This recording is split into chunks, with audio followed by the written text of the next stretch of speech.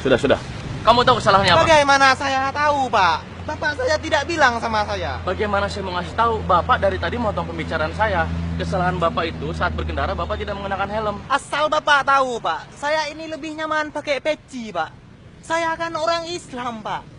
Kalau Bapak mempermasalahkan peci saya, berarti Bapak cari masalah sama saya. Bukan seperti itu, Pak. Permasalahannya adalah ketika Bapak berkendara, selain untuk keselamatan Bapak sendiri, kalau Bapak tidak mengenakan helm, Bapak telah melanggar pasal. Saya sudah tahu, Pak. Pasti Bapak mau bilang sama saya, kalau saya tidak memakai helm, saya melanggar pasal 291 dan 106. Betul, Pak? Setiap pengendara motor itu wajib pakai helm. Kalau tidak akan kena pidana kurungan paling lama 1 bulan atau denda paling banyak 250.000. Betul, Pak? Baik, Pak. Terima kasih. Jadi begini, kewajiban saya sebagai petugas adalah mengingatkan Bapak.